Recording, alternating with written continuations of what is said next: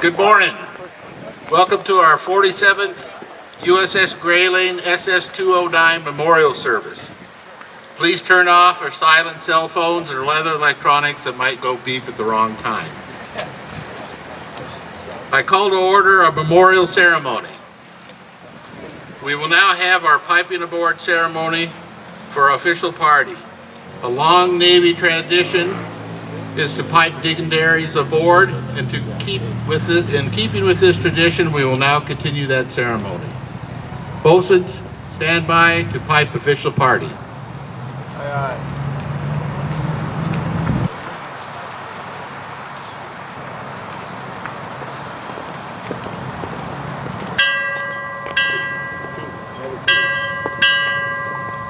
Colonel, U.S. Army, retired, arriving.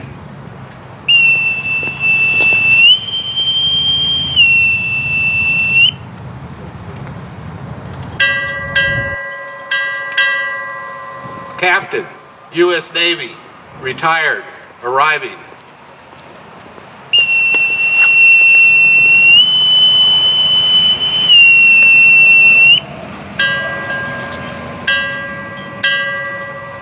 Captain, U.S. Navy, retired, arriving.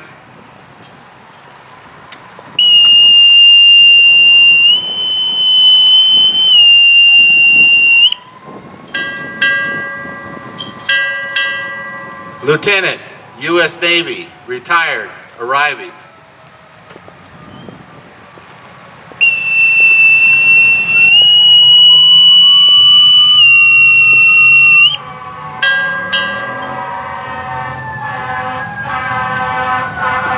Please remain standing, or should I say, please stand.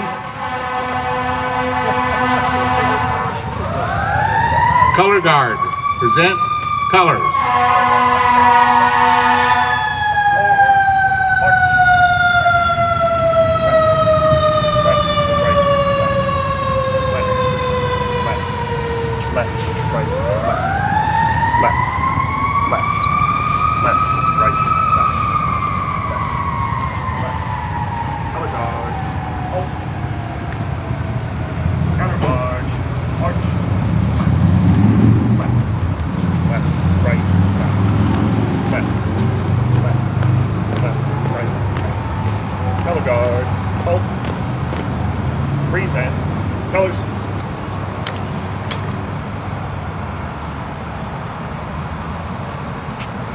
Please remain standing for our national anthem. We are honored and privileged to have recording artist and Denver native Amanda Hawkins sing our national anthem.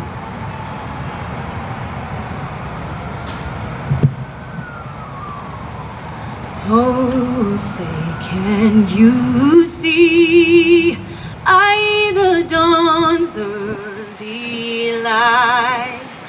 What so proudly we hailed at the twilight's last gleaming, whose broad stripes and bright stars through the perilous fight o'er the ramparts we watched were so gallantly streaming, and the rockets' red glare, the bombs bursting in air, gave proof through the night that our flag was still there. Oh, say does that star-spangled banner yet wave o'er the land of the free and the home of the brave. Harry, colors. Ready, cut. Flag detail about base. Post.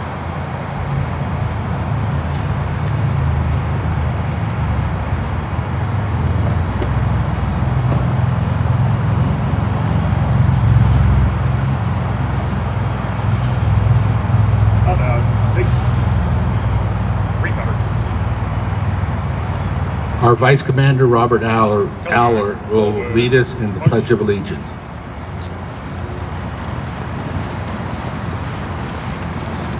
I pledge allegiance to the flag of the United States of America and to the republic for which it stands, one nation, under God, indivisible, with liberty and justice for all.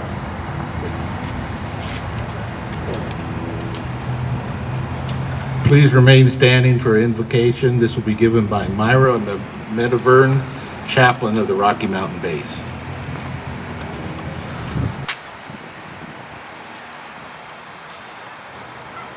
Let's pray. Heavenly Father, as we gather here on this beautiful Colorado day, we come with hearts full of remembrance and gratitude.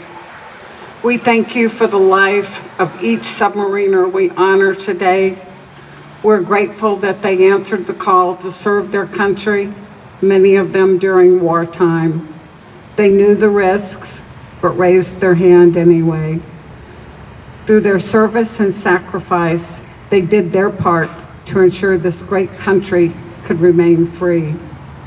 Our past is only forgotten if we allow that to happen. So please, Lord, help us to always remember our country's roots and the many sacrifices of life that have been made to create this United States of America. May our efforts today bring honor to these men and comfort to any remaining family members. Help us, O Lord, to fulfill our creed, to perpetuate their memory. Amen. You may now be seated. Bosuns, dismiss. Side doors, come down, face. Bosun.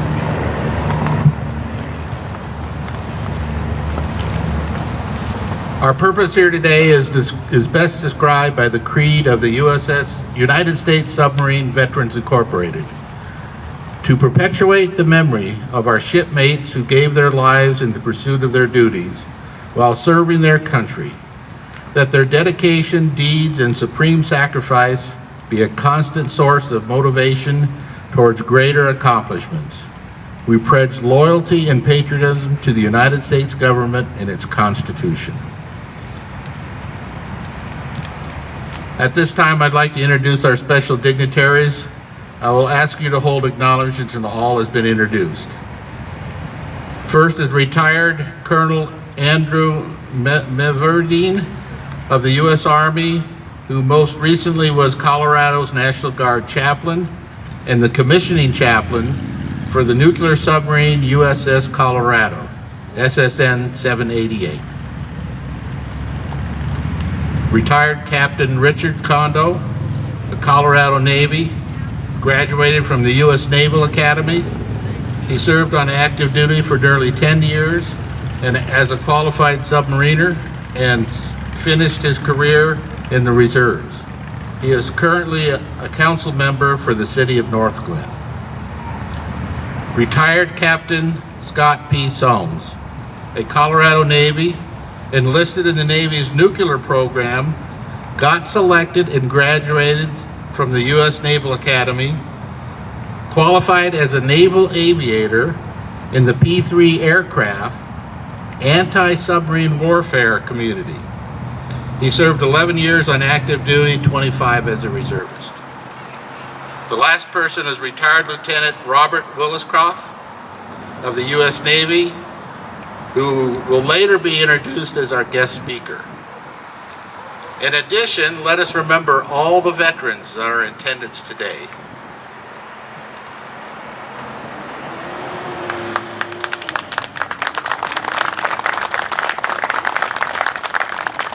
We'll have a short history of the memorial presented by Robert Adler.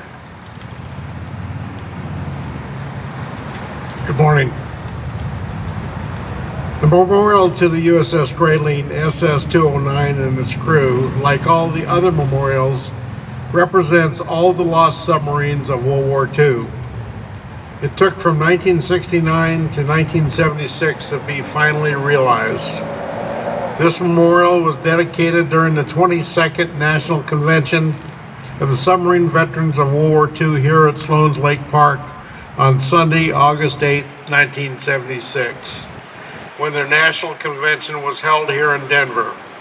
Since then, a memorial service has been held here every year.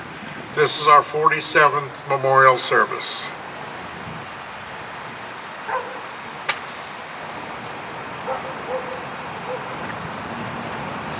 I now call for the presentation of wreaths. Bosuns, stand by to pipe wreath bearers and escorts.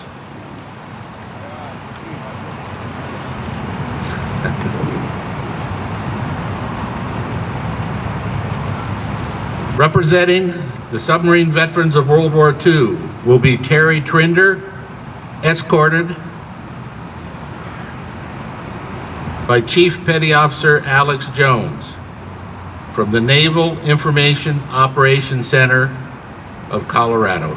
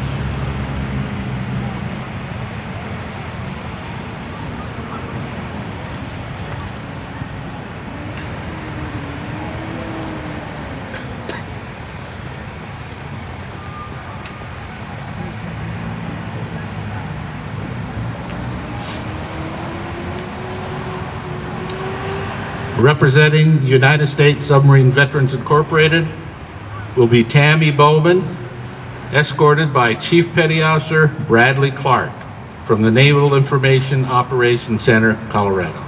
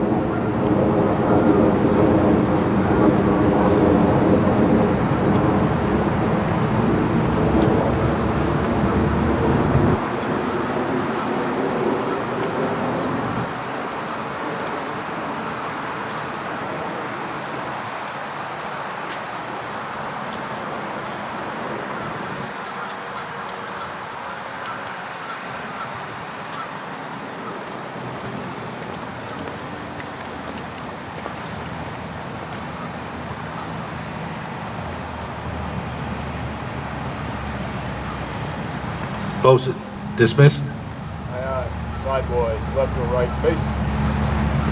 Bosun.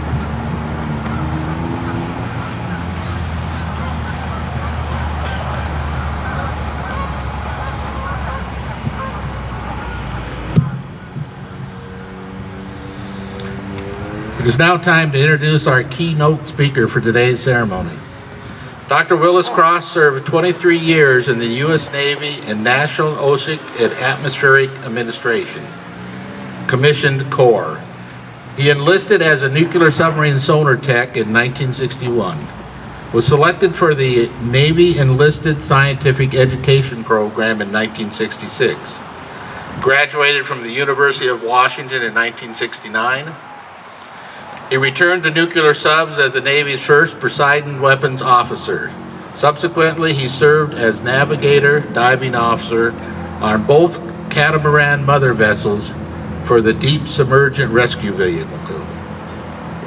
Then he joined Subdev Group 1 out of San Diego as the officer in charge of Test Operation Group, conducting deep ocean surveillance and data acquisition, which forms the basis for his best-selling Cold War novel, Operations Ivy Bells, and the subsequent books of the Mac McDowell Mission Series. In NOAA, he directed diving operations in the Pacific and the Atlantic, served 3 years in the Arctic on science projects, and 13 months at a geographic South Pole with the National Science Foundation. The U.S. Commerce Department published his doctorate dissertation, A System for Protecting Scuba Divers from Hazardous Contaminated Water, and distributed it to the port captains worldwide. His writing covers terrorism, current events, child science education, submarine technical thrillers, and hard science fiction. I present Dr. Williscroft.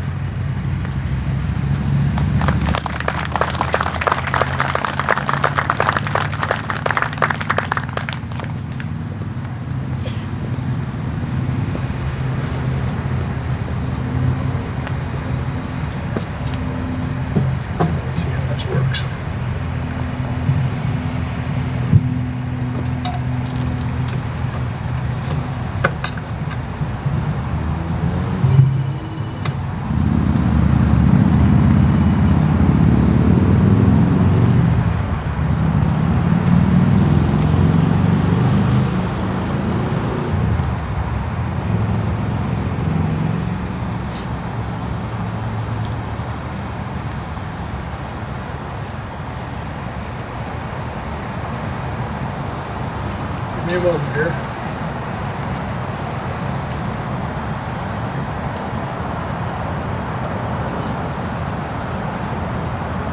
As soon as I get it done. There you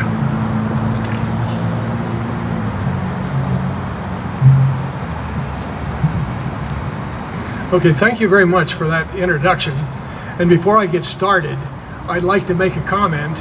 I stood back here watching the color guard go through their practice in order to do honor to the Grayling and our submariners. And I recalled years ago when I served on the USS von Steuben, that was the SSBN 632. We were in New York City for the von Steuben parade, which happens once a year. It's a big deal there. And I had a contingent of marching sailors leading off the parade. It took us 2 months of practice, and we didn't do as well as these guys.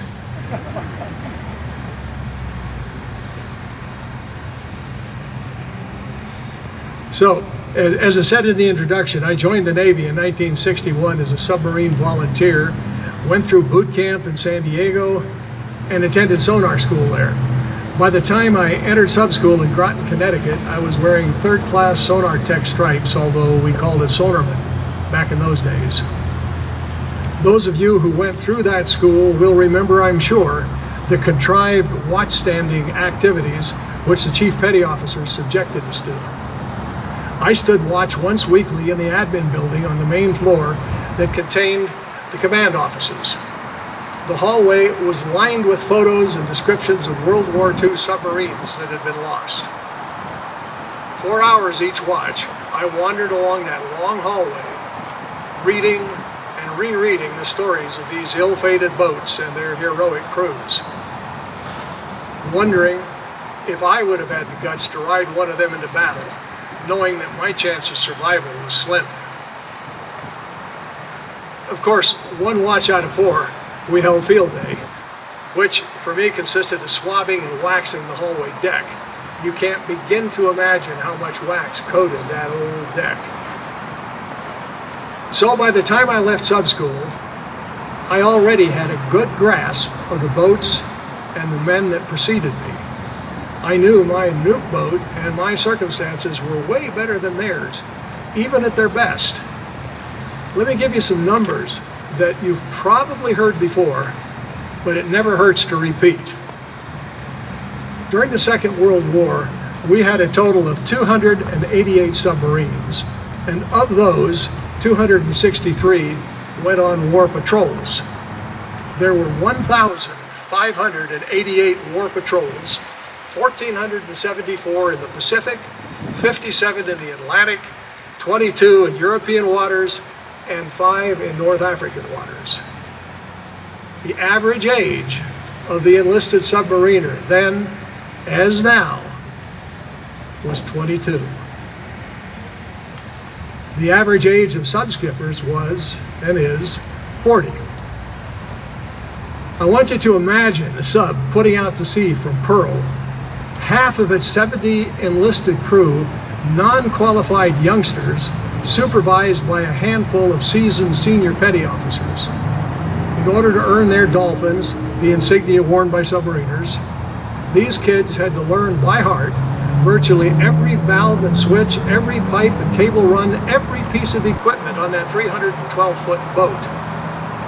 It was a daunting task, and that's all they did until they were officially qualified. No movies, no reading, no recreation or games. Just eat, sleep, stand watch, and study for qualification.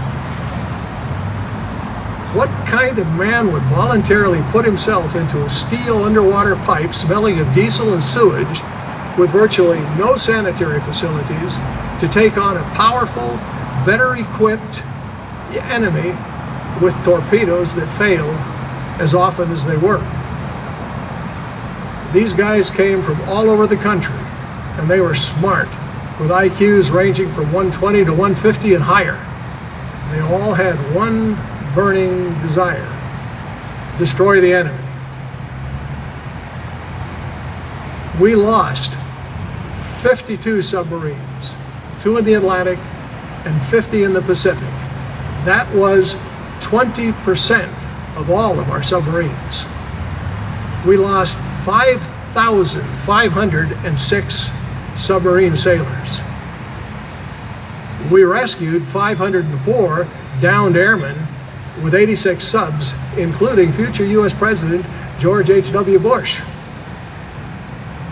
U.S. subs destroyed over 55% of all the Axis warships lost throughout the war, even though the subs made up only 2% of America's military forces. We paid a terrible cost, as these numbers tell. But here's what we got for that sacrifice. The Japanese lost 1,178 merchant vessels, 214 naval vessels, including 4 aircraft carriers, 4 escort aircraft carriers, 1 battleship, 4 heavy cruisers, 9 light cruisers, 38 destroyers, and 22 submarines. When the war ended on August 15, 1945, a ring of United States submarines surrounded Japan. The United States Third Fleet stood at the entrance to Tokyo Bay. U.S. Army and Navy aircraft clouded the sky. American invasion forces were assembling at Okinawa, and Allied enemies were closing in. The Imperial Navy was at the bottom of the sea. The Merchant Marine was reduced to a skeleton transport organization, and scattered fragments of the Imperial Army were marooned in the Southwest Pacific. Japan was in a chaotic state, militarily impotent, financially and economically on the ropes, and famine and death stalked the land. Now, we're here today to honor all the submariners lost in the war, but more specifically, the 76 men lost on the USS Grayling, SS-209.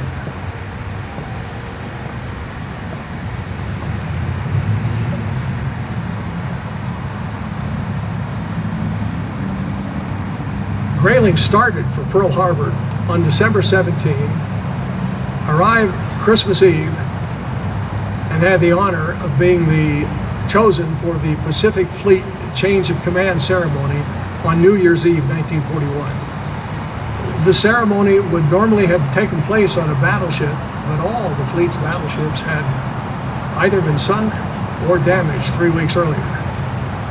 On that day, Admiral Chester Nimitz hoisted his flag above Grayling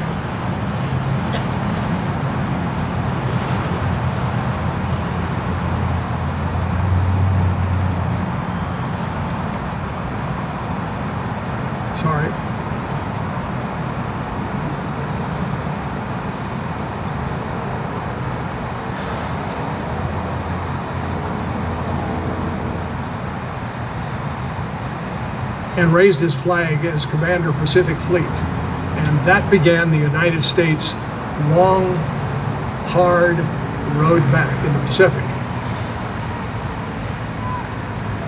Grayling's first patrol in January and February 42 was a reconnaissance of the northern Gilbert Islands. She went to the Japanese homeland for her second patrol.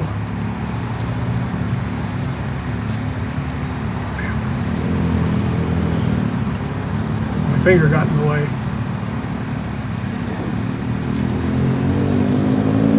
So for her second patrol, going through the Makassar Strait and thence to the Philippine Sea.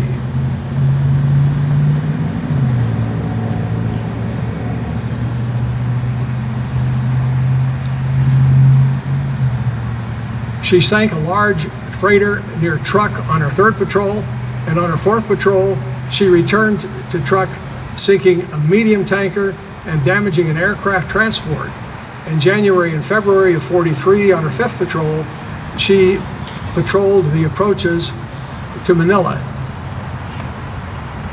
sinking 2 freighters and a medium freighter transport. Her sixth patrol was in the waters of the lesser islands south of the Philippines, where she sank 2 freighters, a small freighter transport, and 2 schooners, and damaged a large tanker and 2 freighters. She went to the area west of Borneo for her 7th patrol, sinking a medium freighter and 2 sampans, damaging a large tanker. Thus, Grayling's total record is 16 ships sunk, totaling 61,400 tons, 6 ships damaged, for a total of 36,600 tons. Grayling, commanded by Lieutenant Commander Robert M. Brinker, departed Fremantle, Australia on July 30, 1943 for her 8th patrol, going through Makassar Strait and thence to the Philippine area. On August 19, she reported damaging a 6,000-ton freighter near Balikpapan, and the following day sinking a 250-ton Toki Maru type pocket freighter by gunfire and in the Subitu Passage, and she took a prisoner. This was Grayling's last direct report. On August 23, she completed a special mission to Pandan Bay and Panay, delivering cargo to guerrillas.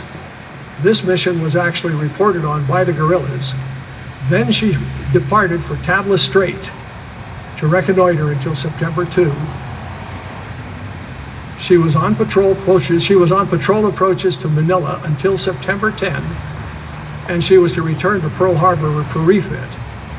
Grayling's last report came from Tabla Strait on August 26, 1943. On September 30, 1943, Grayling was reported presumed lost in Tabla Strait with all hands, 76 men. Tabla Strait is 1,788 feet deep. Grayling's test depth was 250 feet. She has never been found. These 76 men and 5,430 like them paid the ultimate price to ensure our freedom. Some went quickly when their boats sank and imploded. Others choked on chlorine fumes, drowned, were crushed, shot, or blown to bits. But they all sacrificed so that we could live. You guys were the best of the best, and I salute you.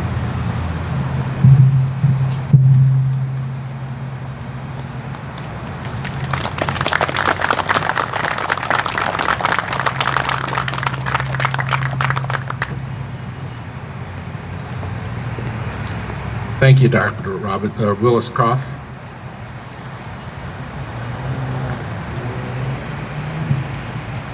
We are present today to honor the men of the USS Grayling who are on internal patrol. Robert Adler will add some additional information for a brief history on the USS Grayling.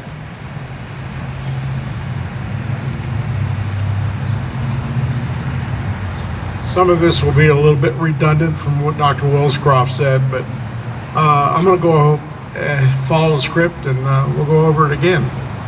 We are present today to honor the men of the USS Grayling, SS-209, who are on eternal patrol. The keel was laid December 1939, was launched September 1940 with a commissioning in March 1941. Specifications of the boat were 1,475 tons displacement, 307 feet 2.5 inches in length, beam of 27 feet 3.6 inches, that's the width. It was capable of 20 knots on the surface, powered by diesel engines. A 3-inch deck gun, 10 torpedo tubes, and carried 24 torpedoes. After the attack on Pearl Harbor, Grayling sailed for Hawaii, arriving on 24 December. On December 31st, Grayling was again chosen for the Pacific Fleet Change of Command ceremony. Admiral Chester Nimitz hoisted the flag aboard as Commander Pacific Fleet and thus began the Navy's long fight in the Pacific. Grayling performed 8 war patrols, with the first patrol being the only time a kill was not scored. After firing on a Japanese aircraft carrier, the torpedo was considered defective, and that unfortunately happened a lot with this torpedo right up here until they got the problem fixed. During the second patrol, Grayling was credited with sinking a Japanese freighter. Third patrol was a participation in the Battle of Midway as part of Task Group 7. During the fourth patrol, Grayling was attacked by gunfire and had 6 separate depth charge runs by Japanese destroyers. However, Grayling still succeeded in sinking a 4,000-ton cargo ship and an enemy schooner before putting into Fremantle, Australia, which we considered a forward operating base. Now operating out of Australia during the 5th patrol in west of Luzon, Grayling sunk a Japanese cargo ship. On the 6th and 7th war patrols, Grayling sank a cargo ship northwest of Borneo and badly damaged a freighter and 2 smaller ships. The 8th patrol began out of Fremantle under the command of Lieutenant Commander Robert Brinker. He was only 32 years old. Most of these crews were very, very young.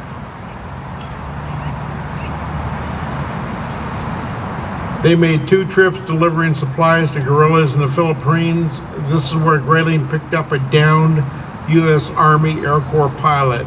His name is Roy Wilfon, and Roy's name is enshrined right here on one of our plaques. While cruising the Philippine area, Grayling reported their last kill of a passenger cargo ship on August 27th. However, the ship wasn't heard from after September 9th of 1943. Even today, the exact cause of the loss of Grayling is unknown. On September 9, 1943, a Japanese passenger cargo ship reported a submarine in shallow water in or near the Tablas Strait. The ship made a run over the area and noted an impact with a submerged object. It is assumed that the object was Grayling, which was scheduled to make a report on the 12th, but did not make that contact. All attempts to contact the vessel after that failed. USS Grayling, which took 76 members and 1 airman to the bottom of the sea, received 6 battle stars during the short 2.5 years of service.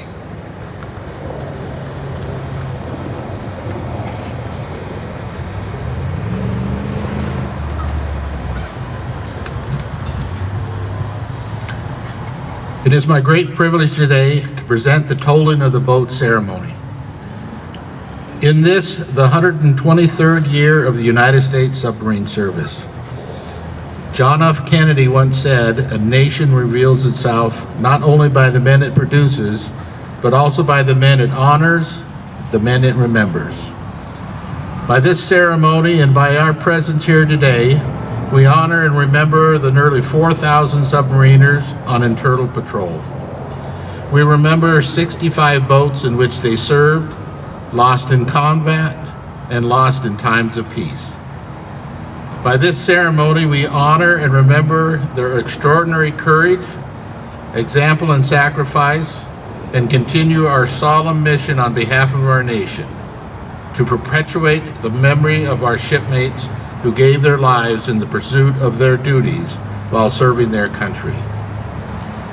For all who have earned the Covenant Dolphins, The tolling of the boats has a special significance.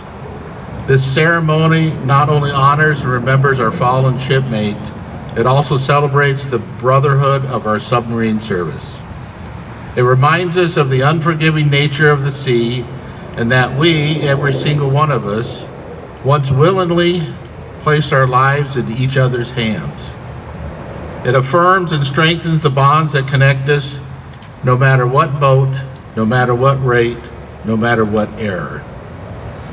All who proudly wear the dolphins today know that we stand on the shoulders of our brothers who have gone before us, ordinary men from every walk of life, from every corner of the nation, ordinary men who in service to their country in peace and in war did extraordinary things. Ordinary men who through their leadership, dedication, sacrifice, and example became our heroes and continue to inspire and motivate us today. These are the men, our brothers, that we honor and remember today. By this ceremony, we reaffirm our commitment to today's submariners, our brothers and sisters in uniform, who continue the legacy of our service. We pledge that their dedication, deeds, and sacrifices will be recognized, and that they too will be honored and remembered as they follow in the footsteps of all submariners who have preceded them. Beginning in 1900, the early years of our submarine service were full of great change and greater challenge. Undersea technology, training and operating procedures, doctrine and tactics were all evolving at a rapid pace. Evolving too was the culture of our service. Ingenuity, professional competence, self-sacrifice, uncompromising standards, all traits that would serve us well in the years ahead. The learning curve was incredibly steep, and the sea relentlessly unforgiving. Many lessons were paid in ships and in lives as we mastered the skills of the fledgling submarine force. F4, Skate, SS-23, 21 men on board, lost 25 March 1915 when she floundered off Honolulu in the Hawaiian Islands. All hands lost.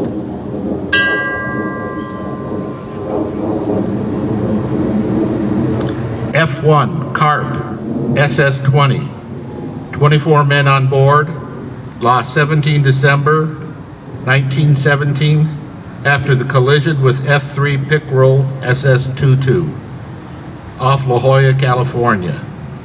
19 men lost.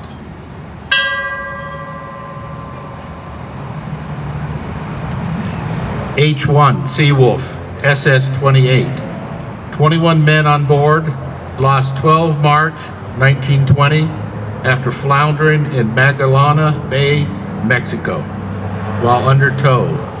4 men lost.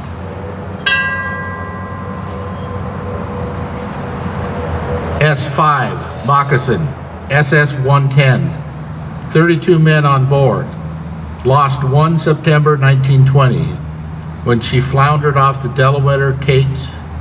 The crew escaped through a hole cut in the after tiller room. No loss of life.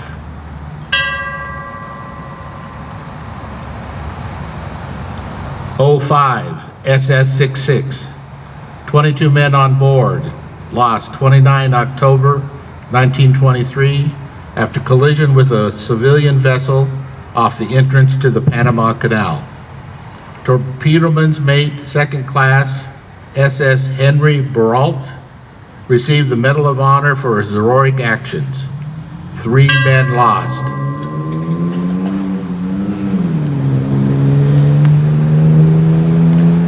S-51 SS-162, 36 men on board, lost 25 September 1925 after collision with the USS City of Rome off of Rhode Island. 3 men were rescued, 33 men lost.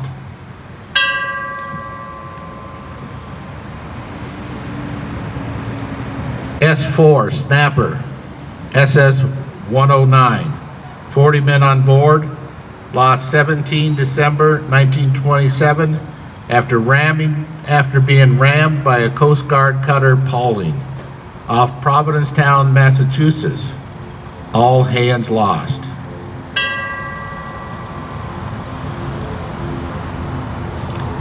S-11 Squalus, SS-192, 59 men on board, lost 23 May 1939 due to flooding off of Portsmouth, New Hampshire.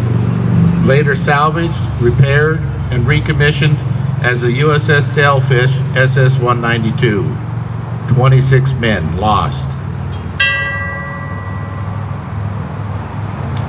09 SS-70, 33 men on board, lost 20 June 1941 during a deep submergent test dive, 15 miles off Portsmouth, New Hampshire. All hands lost.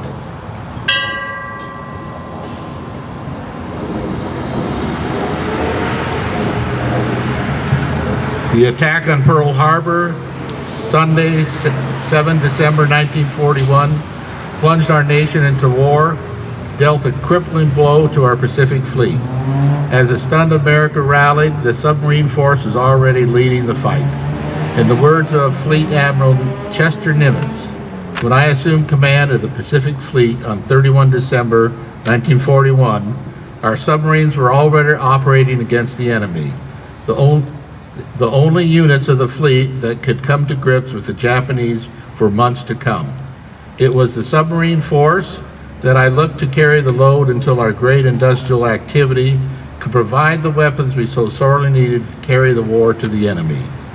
It is to the everlasting honor and glory of our submarine personnel that we never fail us in our days of peril. The U.S. submarine force, comprising less than 2% of Navy personnel, will conflict a staggering 55% of Japanese maritime losses. From 1941 to 1945, U.S. submarines sank over 1,100 merchant ships and 214 naval ships. 7 submariners will receive the Medal of Honor. 52 submarines would be lost. More than 3,500, 1 in 5 of our courageous submariners would not survive the war.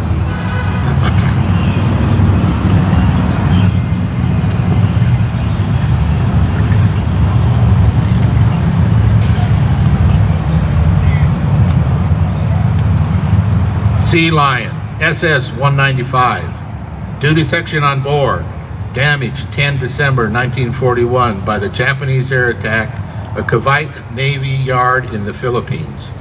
She was letter scuttled to prevent her from falling into enemy hands. 4 men lost.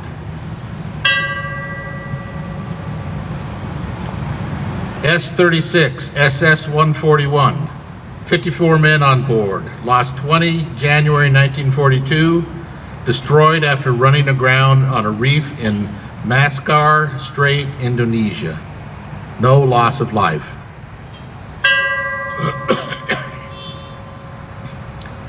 S-26, SS-131, 46 men on board, lost 24 January 1942 after being rammed by an escort vessel PC-460 in the Gulf of Panama. 43 men lost.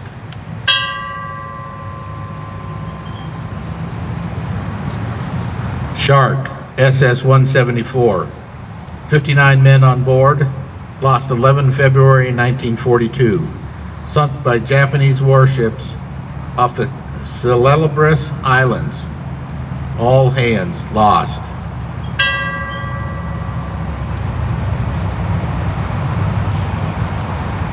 Perch, SS-176, 59 men on board, lost 3 March 1942, sunk by depth charge attack between Java and Boreal. The entire crew was taken prisoner. Only 53 survived the POW camps. 6 men lost. SS-27, S-27, SS-132. 44 men on board. Lost 19 June 1942. Destroyed following a grounding off Amica Island in the Aleutians. No loss of life.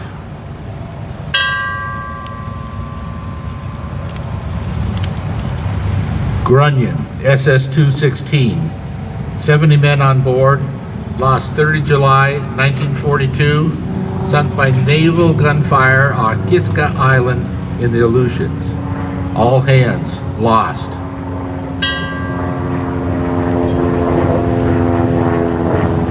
S-39, SS-144. 45 men on board. Lost 14 August 1942.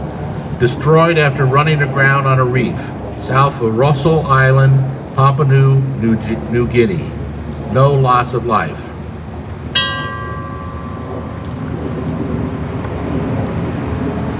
Argonaut, SS-166. 102 men on board. Lost 10 January 1943. Sunk by Japanese destroyers near Rabaul, New Britain. All hands lost.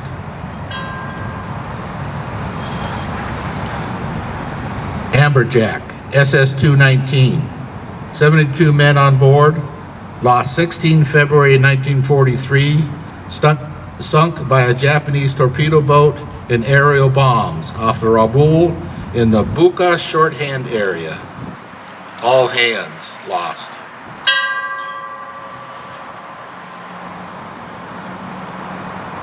Grampus, SS-207. 71 men on board. Lost 5 March 1943. Sunk by Japanese destroyers on the Bakken Strait area of the Solomons. All hands lost. Triton, SS-201. 74 men on board. Lost 15 March 1943. Sunk by Japanese destroyers in the Solomon Bismarck area. All hands lost.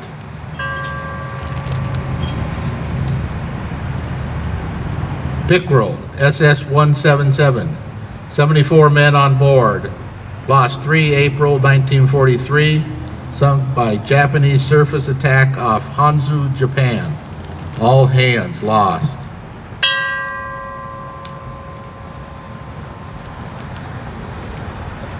Grenadier, SS-210.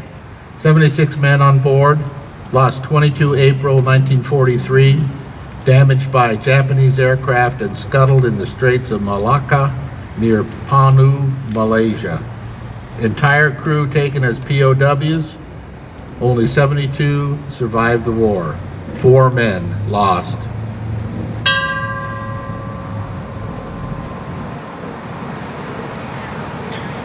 R-12, SS-89. 47 men on board. Lost 12 June 1943 when she floundered off Key West, Florida. 42 men lost.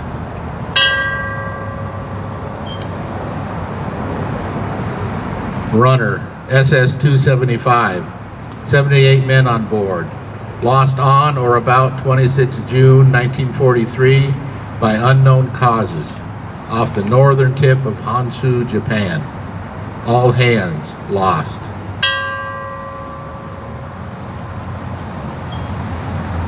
Grayling, SS-209. 77 men on board. Lost 9 September 1943. Sunk after being rammed by a Japanese transport vessel in the South China Sea, west of Luzon, Philippines.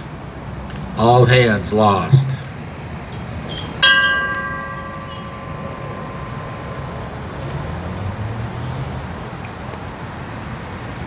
Pompano, SS-181. 77 men on board, lost 17 September 1943. Sunk by unknown causes off northern Honshu, Japan. All hands lost.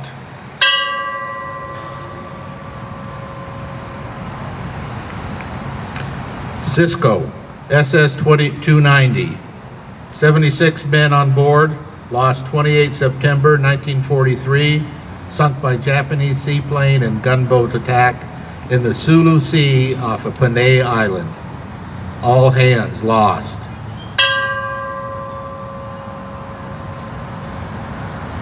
S-44, SS-155, 58 men on board, lost 7 October 1943, sunk by a Japanese destroyer northeast of Arlo Island in the northern Kuril Islands. Only 2 men survived the sinking and subsequent POW camp. 56 men lost. Wahoo, SS-238, 80 men on board, lost 11 October 1943, sunk by Japanese air and surface attack, La Perouse Straits off northern Japan. All hands lost.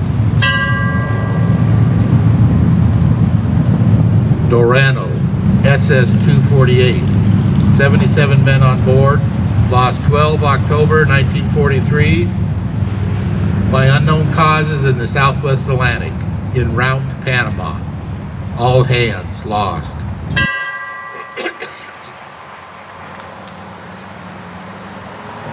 Corvina, SS-226, 82 men on board, lost 16 November 1943, sunk by a Japanese submarine south of Turk Islands.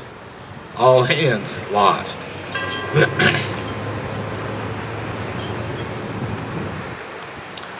Sculpin, SS-191, 84 men on board, lost 19 November 1943, scuttled after suffering severe damage by a Japanese destroyer north of Turk Island.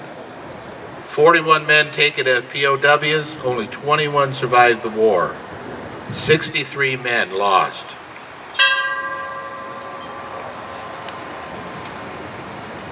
Capellan, SS-289, 76 men on board, lost on or about 2nd December 1943, sunk by unknown causes in the Celebres Sea. All hands lost.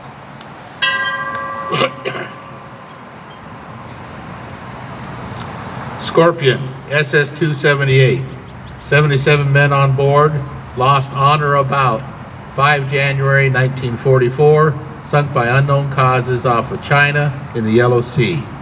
All hands lost.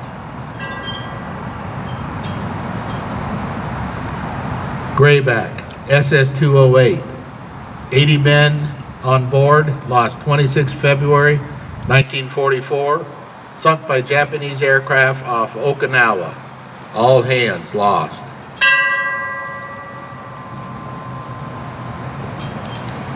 Trout, SS-202, 81 men on board, lost 29 February 1944, sunk by Japanese warships southeast of Formosa. All hands lost.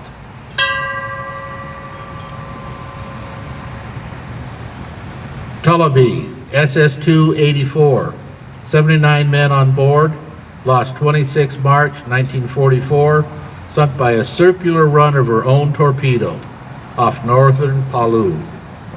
1 man survived as a POW. 78 men lost.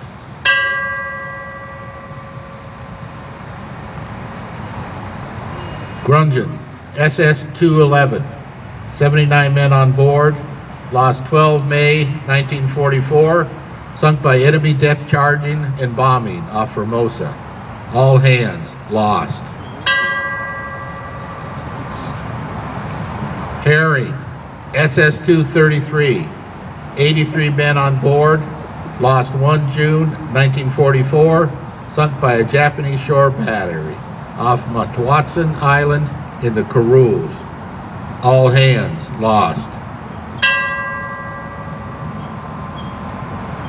Golette, SS-361, 82 men on board, lost 14 June 1944, sunk by Japanese patrol craft off the northern tip of Honshu, Japan. All hands lost.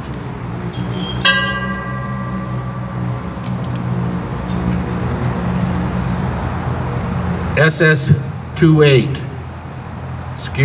S-28, SS-133. 29 men on board, lost 4 July 1944 when she floundered during ASW exercise off Hawaii. All hands lost.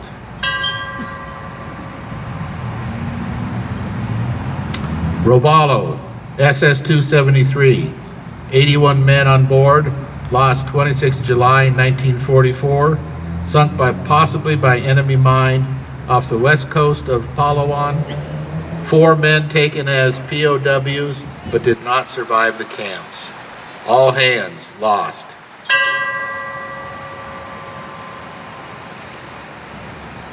Flyer, SS-250.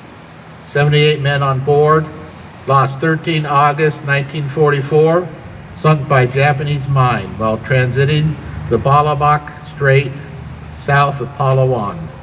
8 men rescued by Redfin SS-272. 70 men lost.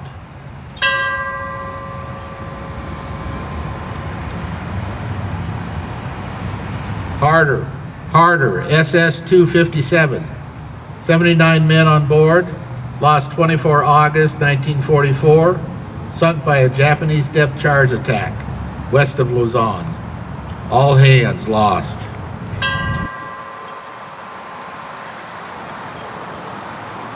Seawolf, SS-197, 100 men on board, including 17 Army personnel, lost 3 October 1944, sunk by accidental ASW attack of the U.S. destroyer escort vessel and aircraft off the Morotai Island in Indonesia.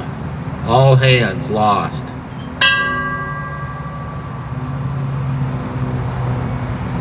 Escolar, SS-294, 82 men on board, lost 17 October 1944, sunk by a Japanese mine in the Yellow Sea.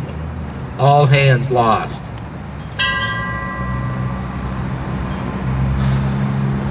Darter, SS-227, 71 men on board, lost 24 October 1944, destroyed to prevent her from falling into enemy hands after running aground on the Bombay Shoals east of Palawan. No loss of life.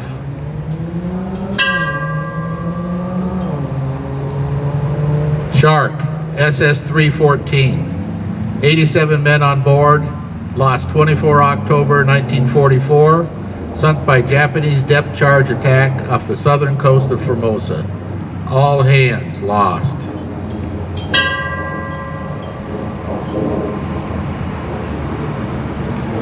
Tang, SS-306, 87 men on board, lost 25 October 1944, sunk by a circular run of her own torpedo in the Shashi Channel off of Formosa.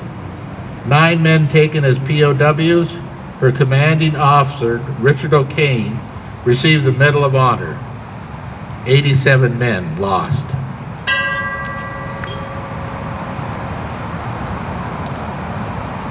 Albacore, SS-218, 85 men on board, lost 7 November 1944, sunk by Japanese mine off the northern coast of Honshu, Japan. All hands lost.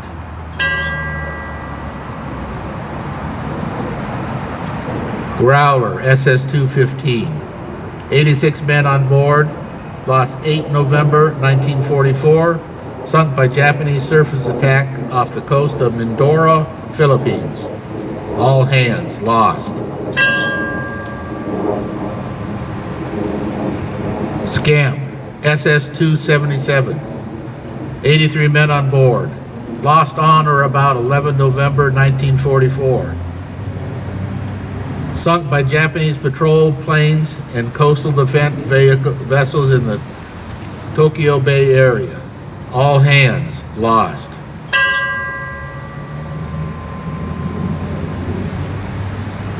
Swordfish, SS-193, 89 men aboard, lost 12 January 1945, sunk by depth charge attacks or mine off the coast of Okinawa. All hands lost.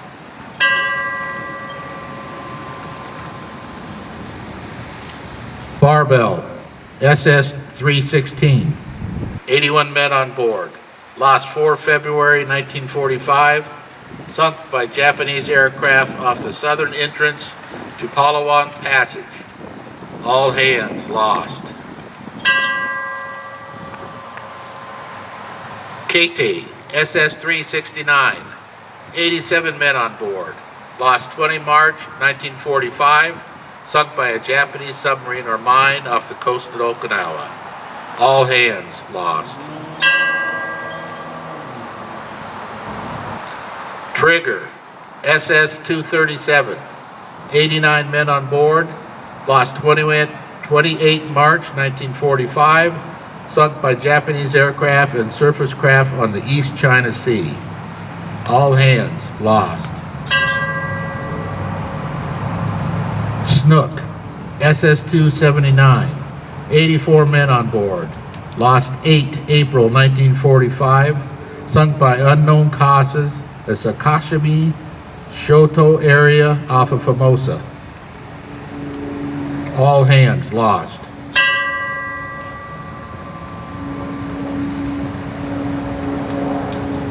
Lagarto, SS 371, 86 men on board, lost 3 May 1945, sunk by a Japanese mine layer in the Gulf of Siam. All hands lost. Bonefish, SS 223, 85 men on board, lost 18 June 1945, sunk by a Japanese destroyer in the Sea of Japan. All hands lost.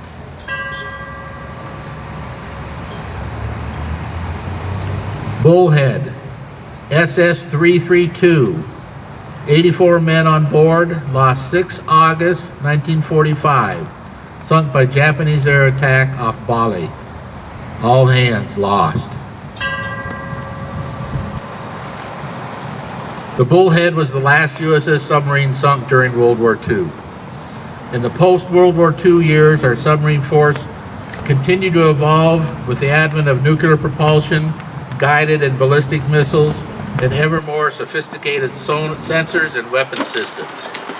Modern technology gave us more speed, drive us to new depths. A hot war became a cold war, and we transited from an all-diesel to an all-nuclear powered force. It brought new challenges, new lessons, and more losses. Kachino, SS 345, 79 men on board, lost 26 August 1949, flounder after a battery explosion and fire during a severe storm off Norway. 1 man lost from the Kachino. Also, 6 men lost from the Tusk, SS 246, during the rescue. 7 men lost. Stickleback, SS 415, 82 men on board. Lost 29 May 1958, sunk after collision with the USS Silverstein, DE 534. No loss of life. Thresher, SSN 593, 129 men on board. Lost 10 April 1963 during a deep submergent test dive off the New England coast. All hands lost.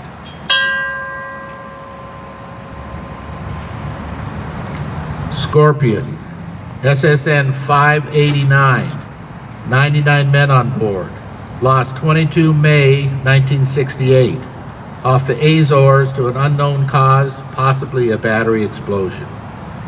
All hands lost.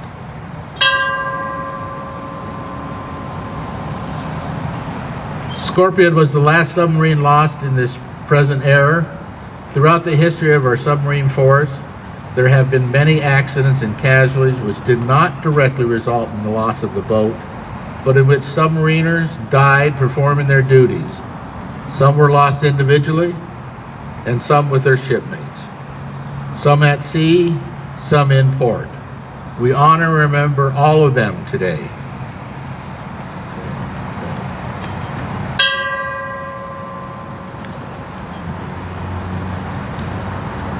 As we conclude this tolling of the bell ceremony, let us again reflect upon the leadership, example, and sacrifice of our submarine force predecessors. Their legacy of courage and selfless service to our nation continues to inspire each of us and has made us better submariners, better shipmates, and better citizens. Let us this day rededicate ourselves to the to maintaining their memory, that their deeds and sacrifice may be an example and inspiration to future generations.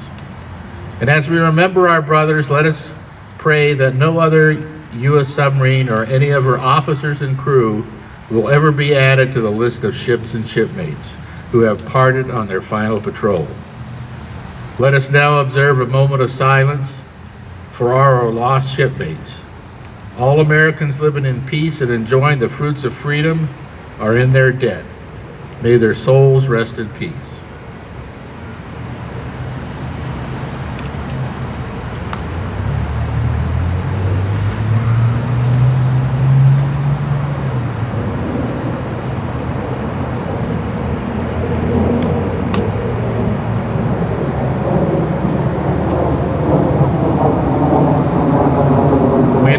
Proceed with our flag folding ceremony.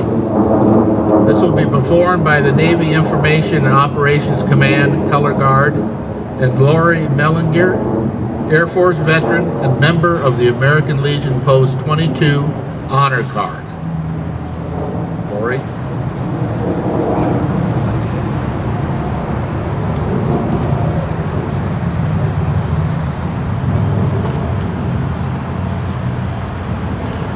Flag detail post.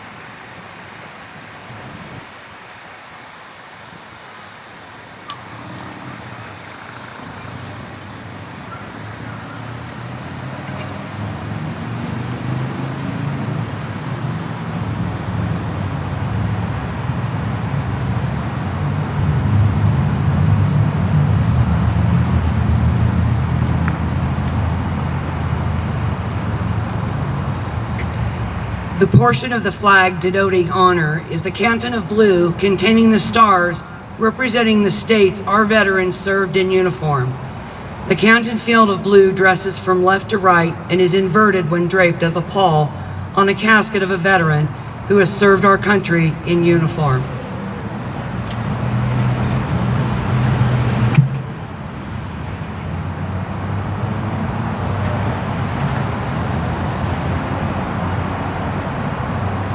In the armed forces of the United States, at the ceremony of retreat, the flag is lowered, folded in a triangle fold, and kept under watch throughout the night as a tribute to our nation's honored dead.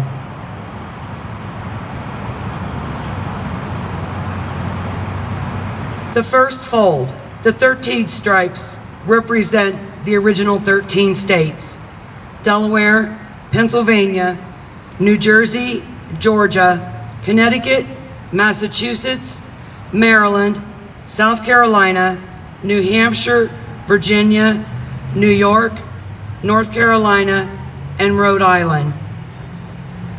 Fold 2, the 50 stars, represent our 50 United States of America. Fold 3, in the words of Patrick Henry, "I know not what course others may take, but as for me, give me liberty or give me death." Fold 4, in the words of Thomas Paine, "These are the times that try men's souls. The summer soldier and the sunshine patriot will, in this crisis, shrink from the service of their country, but he that stands it now deserves the love and thanks of men and women. Fold number 5 from the Declaration of Independence. We hold these truths to be self-evident, that all men are created equal, that they are endowed by the Creator with certain unalienable rights, that among these are life, liberty, and the pursuit of happiness. Fold number 6, the United States Constitution Preamble. We, the people of the United States, in order to form a more perfect union, establish justice, ensure domestic tranquility, provide for the common defense, promote the general welfare, and secure the blessings of liberty to ourselves and our posterity, do ordain and establish this Constitution for the United States of America. Fold number 7, the First Amendment. Congress shall make no law respecting an establishment of religion or prohibiting the free exercise thereof, or abridging the freedom of speech or of the press, or the right of the people peaceably to assemble and to petition the government for a redress of grievances. Fold 8, in the words of George Washington, the basis of our political system is the right of the people to make and to alter their constitutions of government. Fold 9, in the words of Thomas Jefferson, my God, how little do my countrymen know what precious blessings they are in possession of, and which no other people on earth enjoy. Fold 10, the words of Abraham Lincoln. 77 years ago, our fathers brought forth on this continent a new nation conceived in liberty and dedicated to the proposition that all men are created equal. Fold 11, from the words of Emma Lazarus inscribed on the Statue of Liberty. Give me your tired, your poor, your huddled masses, yearning to breathe free, the wretched refuse of your teeming shore. Send these, the homeless, the tempest-tossed, to me. I lift my lamp beside the golden door. Fold 12, the words of John Fitzgerald Kennedy. Ask not what you can do for your country. Ask not what your country can do for you, but what you can do for your country. Fold 13, in the words of Martin Luther King. I have a dream that my 4 little children will one day live in a nation where they will not be judged by the color of their skin, but by the content of their character.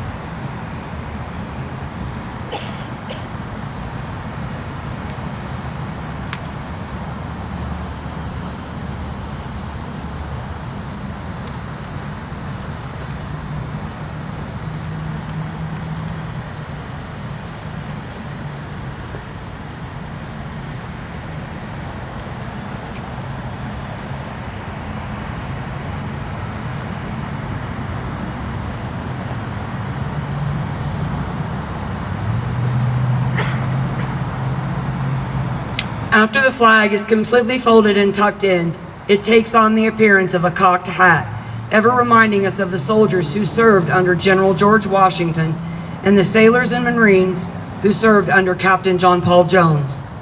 These men were followed by today's comrades and shipmates in the armed forces of the United States, preserving for us the rights and freedoms we enjoy today. We will place this flag on the monument dedicated to the USS Grayling, SS-209, in memory of those brave sailors who gave their all in the service of their country 79 years ago.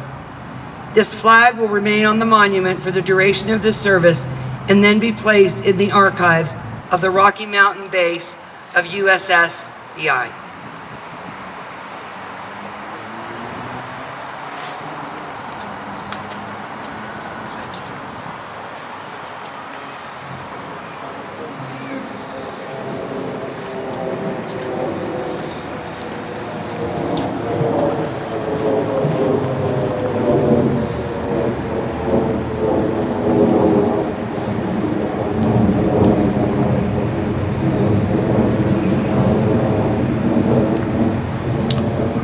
rifle salute will be conducted by the All Veterans Honor Guard of the American Legion, North Glen, Post 22.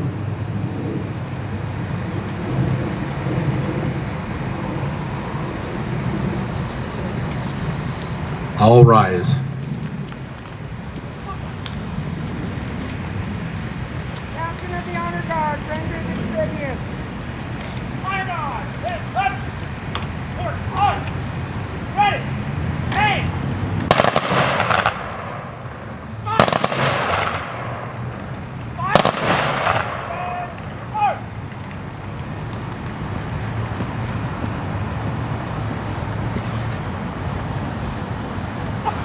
Now YN1 retired Mark Stallings will render of taps.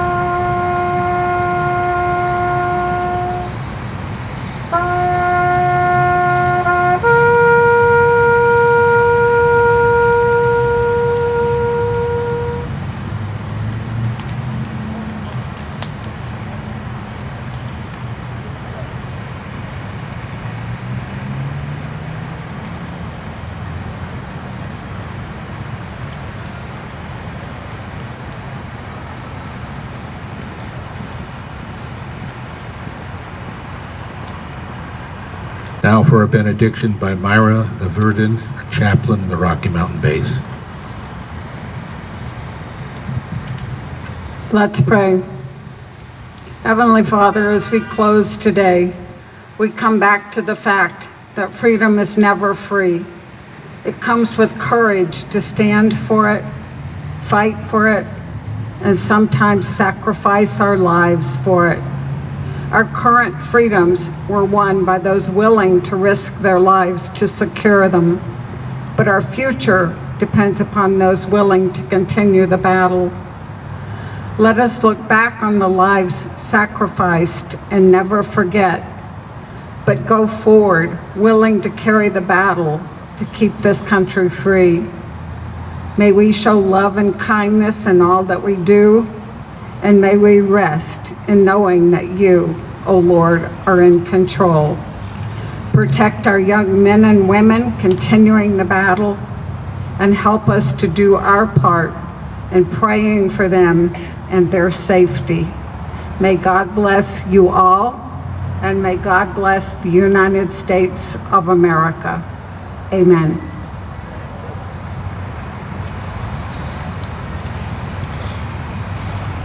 Color Guard, retire the colors.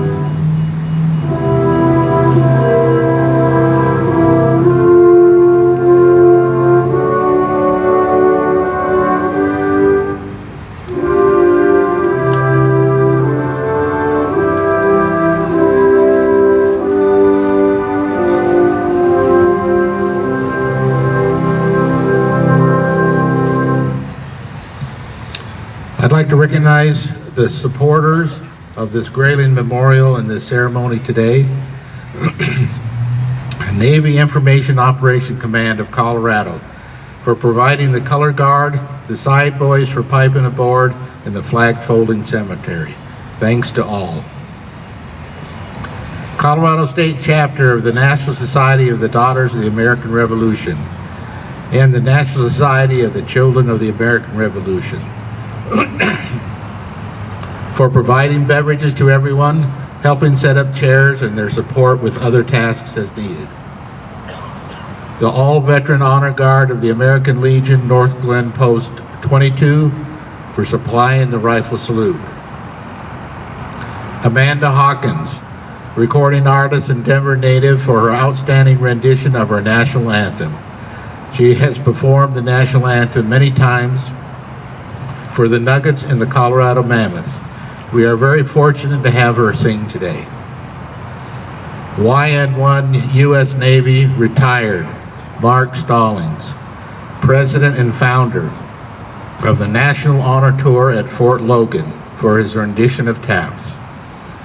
Lori Mellinger, Air Force veteran, member of the American Legion Post 22 Honor Guard, for her reciting of the flagging fold ceremony. XL Energy employee Eric Chip, for hoisting the flags and pennants for our memorial service. Myra Medavine, our base chaplain and liaison with the Daughters of the American Revolution. Dr. Robert Willis Croft as our keynote speaker. Dale Bowman for storing and maintaining our float. Larry Neth, our COB and liaison with the NIOC, and a major supervisor in setting up our ceremony today. Grant Day, our base treasurer, for supplying and setting up our sound system. Bruce Marston, past commander, for coordinating with the city of Denver and supplying the needed support for our ceremony. And finally, a special thanks to everyone in attendance today. It is much appreciated for your support and its towering testimony that these men we honor today will never be forgotten. I hope our country never forgets the sacrifice made by these brave souls who came to the aid of their country in time of need and gave their all. God bless you and all, and God bless America. This concludes our ceremony. You're all invited to a luncheon at Post 161 in Arvada. Address is in the pamphlet. Thank you all for attending.